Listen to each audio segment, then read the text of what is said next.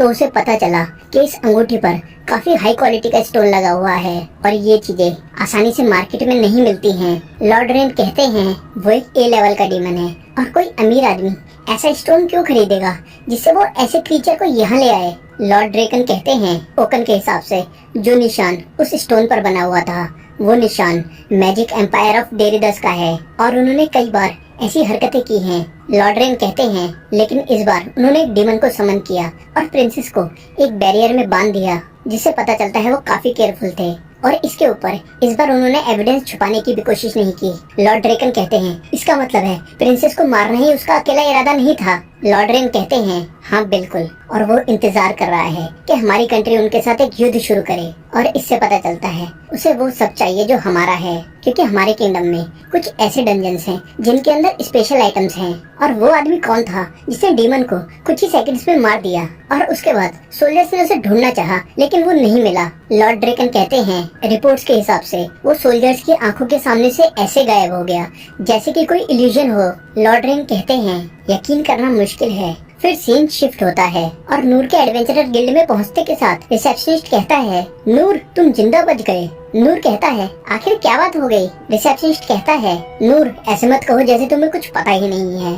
कल शाम डंजन के पास एक डीमन आ गया था और वो ऐसा डीमन था जैसे यहाँ कभी पहले किसी ने देखा ही ना हो और वो जगह कंस्ट्रक्शन साइट के पास में थी और कल शाम के बाद किसी ने तुम्हें नहीं देखा था इसलिए मुझे ऐसा लगा और मुझे काफी चिंता हो गई थी तुम्हारी। नूर कहता है मुझे माफ करना और कल शाम को कुछ लोग मेरा पीछा कर रहे थे और मैं काफी थका हुआ भी था इसलिए मैं सीधा घर चला गया। रिसेप्शनिस्ट कहता है नूर तुम्हारा चेहरा इतना गंदा क्यों है। नूर कहता है मैं अभी यहाँ आने से पहले एक नाली साफ करके आया हूँ। रिसेप्शनिस्ट कहता है चलो जो भी है अच्छा हुआ कि तुम डीमन से नहीं टकराए और पहले मैं भी ए रैंक एडवेंचरर हुआ करता था और अगर मैं उस डीमन से टकरा जाता तो वो छूटते ही मुझे मार देता। नूर कहता है कि वो सही में इतना पावरफुल था और सोचने लगता है चलो अच्छा हुआ मैं जिससे टकराया था वो बस एक गाय थी। और नूर पूछता है उस डीमन का क्या हुआ। रिसेप्शनिस्ट बताता है एक रहस्यमय आदमी ने उस डीमन को बड़े ही आसानी से मार दिया। और फिर नूर उस रहस्यमय आदमी के बारे में सोचता है ये बड़ी कमाल की बात है कि इस दुनिया में ऐसे पावरफुल लोग भी एग्जिस्ट करते हैं, लेकिन अभी तक नूर को नहीं पता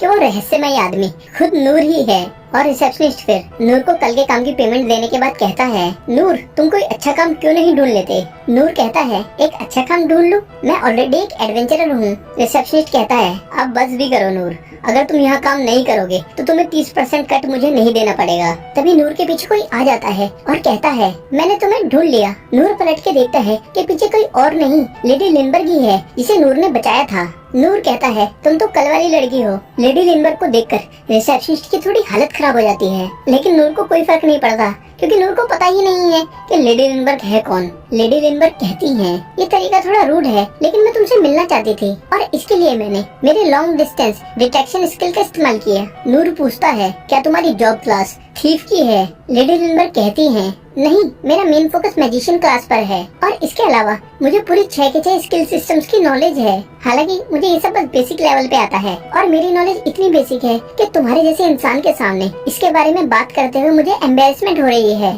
तभी वहाँ बैठे और लोग भी इनको देखकर बातें करने लगते हैं। लेडी लिंडबर्ग कहती है यहाँ पर काफी लोग हैं, क्या तुम मेरे साथ बाहर चल के बात करना चाहोगे। रिसेप्शनिस्ट नूर को पकड़कर कहता है नूर तुम ये क्या कर रहे हो। नूर कहता है मैं ऐसा कुछ नहीं कर रहा जिससे मैं प्रॉब्लम में पड़ जाऊं। पीछे से लिंडबर्ग कहती है इस समय बाहर ज्यादा लोग नहीं होंगे और मैं अपनी स्किल का इस्तेमाल करके किसी को हमारी बातें सुनने नहीं दूंगी। नूर रिसेप्शनिस्ट से पूछता है क्या मैं अब चले जाऊं। रिसेप्शनिस्ट कहता है निकल जाओ यहाँ से, लेकिन कोई बेवकूफी मत कर देना। नूर कहता है पता नहीं तुम कहना क्या चाहते हो, लेकिन ठीक है। फिर लिंडबर्ग का स्किल इस्तेमाल करते हुए वो दोनों चलते जाते हैं और उन्हें कोई नहीं देख पाता और वो गिल्ड से काफी दूर जाके बात करते हैं। लिंडबर्ग कहती है मुझे तुम्हें ऐसे अचानक बाहर नहीं बुलाना चाहिए था जब तुम बात कर रहे थे। नूर कहता है ये बड़ी बात नहीं है और बताओ मैं तुम्हारी मदद कैसे कर सकता हूँ। लिंडबर्ग कहती है मैं तुम्हें अच्छे से शुक्रिया कहना चाहती हूँ और मैं सच में अप्रिशिएट करती हूँ कि तुमने मेरी जान बचाई थी और तुमने सिर्फ मेरी ही नहीं बल्कि इस देश के काफी लोगों की जान बचाई है। नूर कहता है ये थोड़ा ज्यादा नहीं हो गया और मैं शायद बस तुम्हारी लड़ाई के बीच में आ गया हूँगा। लिंडबर्ग कहती है ये सच नहीं है और अगर तुम वहाँ नहीं आते तो पता नहीं मेरे साथ क्या होता। नूर कहता है अगर ऐसा है तो मैं तुम्हारा शुक्रिया एक्सेप्ट करता हूँ। लिंडबर्ग कहती है मैं खुद तुम्हें इसके लिए इनाम देना चाहती हूँ और तहे दिल से इसके लिए आभार भी प्रकट करती हूँ। नूर कहता है तुम्हारा आभार प्रकट करना काफी है और मुझे सही में और कुछ नहीं चाहिए। और फिर लेडी लिंडबर्ग लगातार नूर को कुछ ना कुछ ऑफर करती जाती हैं और नूर भी लगातार उन कुछ ना कुछ चीजों के लिए मना करता जाता है, जिस वजह से लेडी लिंडबर्ग उदास हो जाती हैं और रोने लगती हैं। नूर पूछता है, तुम रो क्यों रही हो? लेडी लिंडबर्ग कहती है, ये सही नहीं है, और अपने आंसू पोंछकर कहती है, मैं यहाँ से तब तक नहीं हिलूंगी जब तक तुम मेरी बात मान नहीं लेते। नूर को ये सुनकर याद आ जाता है कि जब वो क्लैरिक के पास ट्रेनिंग के लिए गया था और उसने कहा था, मैं यहाँ से तब तक नहीं हटूंगा जब तक तुम मुझे ट्रेन नहीं करोगे। नूर कहता है, ठीक है, मैं तुम्हारी बात मानता हूँ। और लेडी लिंडबर्ग फिर अपनी स्किल्स का इस्तेमाल करके दोनों को छिपाकर उसके घर तक ले जाती हैं। और फिर घर में घुसने के बाद लेडी लिंडबर्ग नूर से उसका नाम पूछती है। नूर बताता है, मेरा नाम नूर है, और तुम्हारा क्या नाम है? लेडी लिंडबर्ग कहती है, मुझे माफ करना कि मैंने खुद को इंट्रोड्यूस नहीं किया, मेरा नाम है लिंडबर्ग क्लेज, और ये थोड़ा लंबा नाम है, इसलिए तुम मुझे लिन के नाम से बुला सकते हो। और नूर घर में चलते हुए सोच रहा है, ये काफी बड़ा घर है और जरूर ये घर किसी पावरफुल इंसान का होगा। और नूर समझ जाता है कि रिसेप्शनिस्ट ने उससे कोई बेवकूफी ना करने के लिए क्यों कहा था। तभी उन दोनों के सामने इनेस आ जाती है। लेडी लिंडबर्ग पूछती है, मेरे पिता कहाँ पर हैं? इनेस बताती है, वो अभी रेन के साथ बात कर रहे हैं। और ये आदमी कौन है? लेडी लिंडबर्ग कहती है, ये मेरे गेस्ट हैं और इन्होंने ही मेरी जान बचाई थी। इनेस कहती है, मैं समझ गई और मैं आपको अभी आपके पिता के पास ले चलती हूँ। नूर इनेस को देखकर सोचता है, क्या ये मेड है? और इसके कपड़ों को देखकर लगता है इसे साफ सफाई करने में और कपड़े धोने में काफी दिक्कत होती होगी। तभी इनेस काफी तीखी नजरों से नूर को देखती है।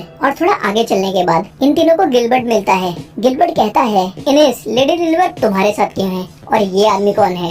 इनेस कहती है, सामने से हट जाओ, और ये लेडी लिंडबर्ग के गेस्ट हैं। गिलबर्ट इस बात से समझ जाता है कि नूर ने ही लिंडबर्ग की जान बचाई है और कहता है, तुम देखने में कुछ खास नहीं हो। इनेस कहती है, अब बदतमीजी करना बंद करो और हमारे साथ चलो। और इनेस फिर धीरे से गिलबर्ट के कान में कहती है, जितने ज्यादा लोग होंगे उतना अच्छा है। और फिर चारों आगे बढ़ते हैं और इस समय लेडी लिंडबर्ग के पिता अपने बेटे लॉर्ड रेन से बात कर रहे हैं डेरिडस के बारे में। पिता कहते हैं, डेरिडस हमारे बीच के समझौते की कोई इज्जत नहीं करता। लॉर्ड रेन कहते हैं, जो लास्ट टाइम उसने रिक्वेस्ट की थी उससे बात साफ है।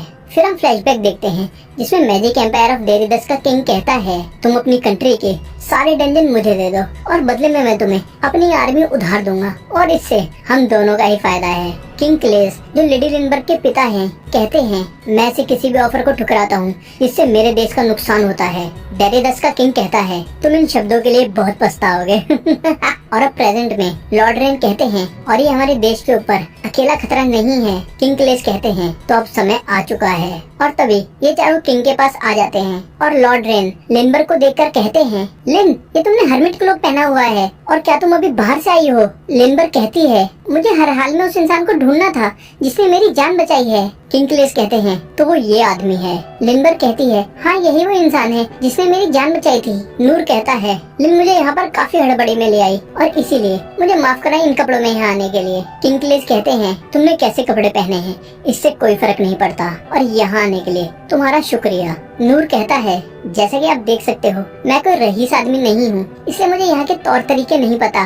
किंग क्लेस कहते हैं, अगर ऐसा है तो तुमसे बात करना और भी आसान है और मेरे बेटे को बचाने के लिए मैं आभार प्रकट करता हूँ। नूर कहता है, ये कोई बड़ी बात नहीं है और आपने जो आभार प्रकट किया वो काफी है। किंग क्लेस कहते हैं, अब तुम यहाँ आ ही गए हो तो इनाम लिए बिना मैं तुम्हें जाने नहीं दूंगा। और बताओ मुझे तुम्हें क्या चाहिए, मैं तुम्हें वो सब दूंगा जो तुम कहोगे। नूर कहता है, मुझे सही में कुछ नहीं चाहिए। और फिर किंग क्लेस और भी काफी चीजें ऑफर करते हैं, लेकिन नूर मना कर देता है और कहता है, मुझे कोई चमकती धमकती चीज नहीं चाहिए और जो आपने शुक्रिया कहा था वही मेरे लिए काफी है। और फिर किंग क्लेस नूर को एक तलवार ऑफर करते हैं। लॉर्ड रेन कहते हैं, पापा आप ये क्या कर रहे हो? किंग क्लेस कहते हैं, सब ठीक है रेन, वैसे भी इस पॉइंट पर ये तलवार एक डेकोरेशन के आइटम के अलावा कुछ नहीं है और किसी को पता नहीं चलेगा अगर मैं यहाँ एक डुप्लीकेट तलवार लगा दूंगा। और तलवार हाथ में लेते ही नूर को तलवार काफी भारी लगती है, लेकिन फिर भी नूर उसे उठा लेता है। और नूर फिर कहता है, ये काफी कीमती चीज लगती है इसलिए मैं इसे नहीं ले सकता। किंग क्लेस कहते हैं, ये तलवार मुझे रास्ते में पड़ी मिली थी